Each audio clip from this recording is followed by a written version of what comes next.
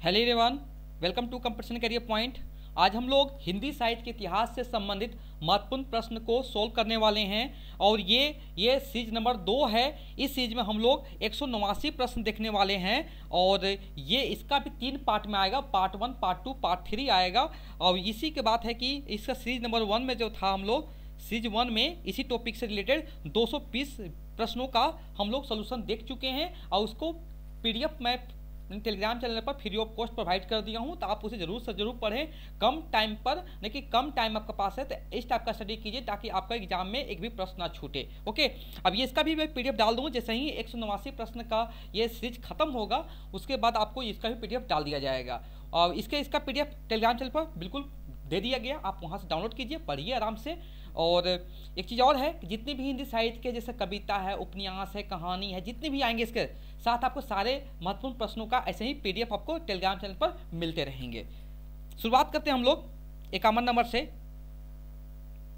देखिए, बोलिएगा सर कि 51 नंबर से शुरू क्यों किए? देखिए 1 से 50 नंबर था ना, वो हिंदी भाषा के इतिहास से रिलेटेड है, उसे भी करवा दूंगा, लेकिन यह भी हिंदी साहित्य का सीरीज चल रहा है इसलिए इस टॉपिक से यह शुरू कर रहा हूँ। हिंदी साहित्य का इतिहास का प्रथम लेखक कौन है? इसका हो जाएगा गासादा तांसी हो जाएगा आंसर, ऑप्शन 10 सही हो जाएगा। 52 नंबर, काशी नागरी प्रचारणी सभा द्वारा हिंदी साहित्य का बृहद इतिहास कितने खंडों में प्रकाशित किया गया था? तो इसका आंसर हो जाएगा 18। देखिए यहाँ पर पहले से बुक मेरे पास अवेलेबल है, इसमें आंसर पहले ही से किया हुआ है, तो इसलिए मैं आपको टेस्ट नहीं ले रहा हूँ, आपको मैंने कि रिवीजन के टाइप पे इस प्रश्न करवा रहा हूँ आप लोग को। अब बहुत सारे जितने भी हैं इंपॉर्टेंट प्रश्न, ऐसे प्रश्न आपको एग्जाम में देखने को जरूर मिलते हैं। हिंदी साहित्य की भूमिका ग्रंथ का लेखक कौन है? तो इसका आंसर हो जाएगा हजारी प्रसाद द्विवेदी जी हो जाएंगे। 54 नंबर, हिंदी साहित्य के इतिहास लेखन की परंपरा में मिश्र बंधुओं ने किस ग्रंथ द्वारा अपना महत्वपूर्ण योगदान किया? तो यह होगा मिश्र बंधु विनोद जी। नेक्स्ट प्रश्न बढ़ते हैं 55 की ओर। हिंदी साहित्य के इतिहास लेखन से पूर्व किस प्रसिद्ध ग्रंथ में हिंदी के विभिन्न कवियों के जीवन वृत्ति एवं कृतित्व का परिचय मिलता है? तो क्या होगा 84 वैष्णव की वार्ता में। 56 नंबर, आचार्य रामचंद्र शुक्ल का इतिहास ग्रंथ हिंदी साहित्य के इतिहास स्वतंत्र पुस्तक से पूर्व किस रूप में प्रकाशित हुआ था? तो इसका था हिंदी शब्द सागर की भूमिका। 57 number, the modern vernacular literature of Hindustan के लेखक कौन है? तो जॉर्ज गेरसन ही है। 58 नंबर, हिंदी साहित्य इतिहास की परंपरा में सर्वोच्च स्थान किस लेखक को मिला है? तो इसका आंसर हो जाएगा रामचंद्र शुक्ल जी का।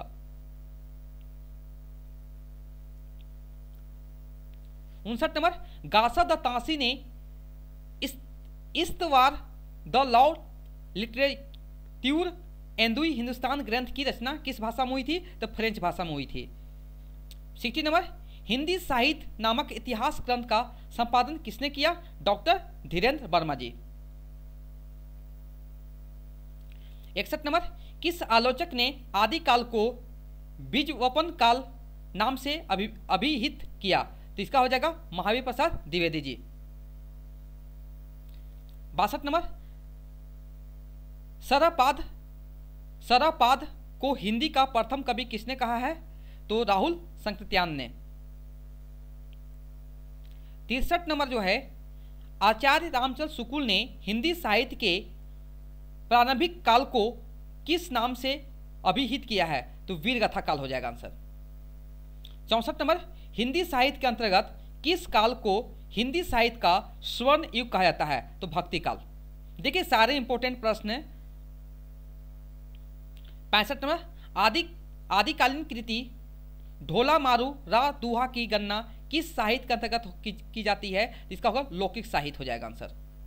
66 नंबर, आदिकाल के अंतर्गत सरहपा, लुईपा, सबरपा आदि कवि किस साहित्य से संबंध है? तो हो जाएगा सिद्ध साहित्य हो जाएंगे। 67 नंबर, आचार्य रामचंद्र शुक्ल के अनुसार हिंदी का प्रथम महाकाव्य कौन सा है? तो हो जाएगा पृथ्वीराज रासो। 68 नंबर, आदिकाल की रूढ़ियों, परंपराओं और प्रवृत्तियों को समझने में किस पुस्तक से सहायता मिलती है? तो होगा प्राकृतिक पेंगलम।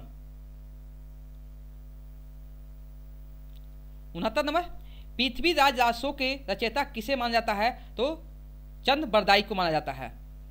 70 नंबर, रासो काव्य परंपरा में गे काव्य कौन सा है? तो बिसलदेव रासो। 71 नंबर, दामोदर शर्मा द्वारा लिखित उक्ति व्यक्ति प्रकरण किस प्रकार का ग्रंथ है? तो व्याकरण ग्रंथ हो जाएगा। आदिकाल में खड़ी बोली को काव्य की भाषा बनाने वाला पहला कवि कौन है? अमीर खुसरो। 73 नंबर, आदिकालीन शिलांकित कृति का नाम क्या है जिसे गद्य पद्य मिश्रित चंपू काव्य की प्राचीनतम हिंदी कृति माना गया है? राउल वेल को। 74 नंबर, अमीर खुसरो किस तरह की रचनाओं के लिए प्रसिद्ध रहे हैं? तो पहेलियां और मुकरियां। 75 नंबर, आदिकालीन साहित्य में वीर रस की रचनाओं में किस शैली का प्रयोग किया गया है? डिंगल। बहुत इंपॉर्टेंट प्रश्न है ये, आप इसे जरूर से 1 से 2 बार जरूर रिवीजन करके जाइए एग्जाम का पहले। जितना रिवीजन कीजिएगा उतना आप लोग का अच्छा होगा। आदिकाल के किस पंथ से भक्ति काल के संत मत का विकास हुआ है? तो नाथ हो जाएगा answer. 77 number, doctor Ram Kumar Verma ने आदिकाल का नामकरण किस रूप में किया है? तो संधि काल और चारण काल। 78 नंबर, नाथ संप्रदाय के प्रवर्तक कौन थे?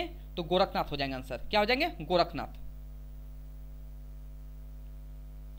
79 नंबर, कीर्तिलता और कीर्ति पताका किस कवि की रचनाएं हैं? तो विद्यापति का है।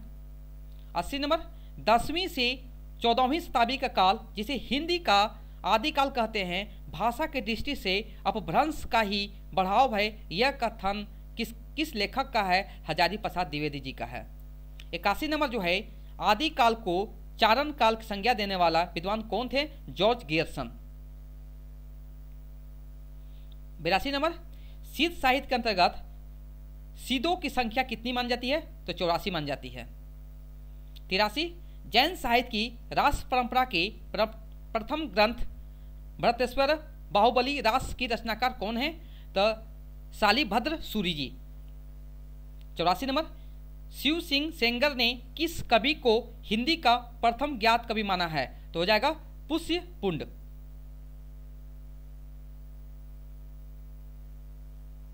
85 नंबर, जय मयंक जय चंद्रिका की रचना किसने कही है? किस कवि ने? तो मधुकर ने। 86 नंबर, भरथरी जलन ध्रुपाव कवि किस साहित्य से संबंध है? नाथ साहित्य। 87 नंबर, आदिकाल के अंतर्गत किस साहित्य की प्रमाणिकता संदिग्ध मानी जाती है? रासो साहित्य। 88 नंबर, आचार्य हजारी प्रसाद द्विवेदी ने गाथा को किस भाषा का मुख्य छंद माना है? तो प्राकृत। 89 नंबर, वर्ण रत्नाकर किस प्रकार की कृति है? गद्य। अब देखिए यहां से भक्ति जितना पहले था भी 51 नंबर से 89 नंबर तक सारे किसके थे? आधुनिक काल थे। अरे आधुनिक करें, प्राचीन काल, माने कि बोल सकते वीर गाथा काल बोल सकते हैं, आदिकाल से रिलेटेड थे। अब उसके बाद भक्ति काल शुरू होता है यहाँ से 90 नंबर से। 16वीं 17वीं शताब्दी के युग को हिंदी काव्य का स्वर्ण युग मानना किस इतिहास लेखक की महत्वपूर्ण उपलब्धि मानी गई है? जॉर्ज गियर्सन का। 91 नंबर है, आचार्य रामचंद्र शुक्ल के अनुसार भक्ति काल का सीमांकन कहां से कहां तक है? 1318 से 1643 ईस्वी तक। 92 नंबर, शंकराचार्य ने सामाजिक एकीकरण के लिए किस दार्शनिक आध्यात्मिक एक का निरूपण किया है? क्या हो जाएगा? अद्वैत वेदांत का। 93 नंबर, रामानंद किस भक्ति धारा के प्रमुख कवि थे? ये निर्गुण भक्ति धारा के कवि थे। 94 नंबर, नाभादास रचित किस ग्रंथ में कबीर के संबंधों में उल्लेख मिलता है? तो भक्तमाल हो जाएगा आंसर। 95 नंबर, अब कैसे छूटे राम नाम रट लागी, ये जो पंक्तियां हैं किस संत कवि का है? तो इसका रैदास का है। 96 नंबर, भक्ति काल के अंतर्गत प्रेम पीर का प्रचारक कवि किसे माना गया है? तो इसका आंसर जो है जायसी हो जाएगा, मोहम्मद जायसी।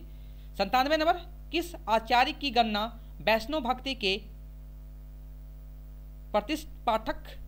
प्रतिष्ठापक आचार्यों में नहीं की जाती है? तो इसका जो आंसर हो जाएगा हरिदास निरंजनी का। 98 नंबर, भक्ति का वह कौन सा रूप पहले दक्षिण के अलवार संतों की वाणी के माध्यम से रसफूटित हुआ? तो यह हो जाएगा राम भक्ति। 99 नंबर, किस संस्कृत काव्य में पहले कृष्ण लीलाओं का उल्लेख मिलता है? तो क्या हो जाएगा ब्रह्मचरित में। आज का अंतिम प्रश्न देखेंगे हम लोग यहाँ पर 100 नंबर, मसी कागज छुयो नहीं, कलम गाहो नहीं हाथ, ये पंक्तियां किस भक्त कवि को लक्ष्य करके कही गई है? कबीरदास की ये पंक्तियां हैं। ये पंक्तियां कबीरदास भक्त कवि को लक्ष्य करके कही गई है। तो ये था आपका ये भाग नंबर, आप बात सकते हैं। तो भाग आपका ये 5 हो जाएगा। ये भाग 5 होगा, जिसमें हम लोग कितना प्रश्न किए हैं बताओ? 50 महत्वपूर्ण प्रश्न किए हैं। इसके बाद आपको शुरू करेंगे 101 से लेकर 150 और 150 से लेकर बाकी जो बचेंगे 189 तक, वो आपको तीसरे वीडियो में मिलेंगे, तीसरे सेशन में मिलेंगे। अगर ये कंटेंट आप लोग को अच्छे लग रहे हैं, फ्री ऑफ कंटेंट मिल रहे हैं, तो लाइक मैंने कि कंटेंट को जरूर लाइक कीजिए। कमेंट करना जरूरी नहीं है, लेकिन लाइक जरूर कीजिए। Okay, thank you so much for watching my video.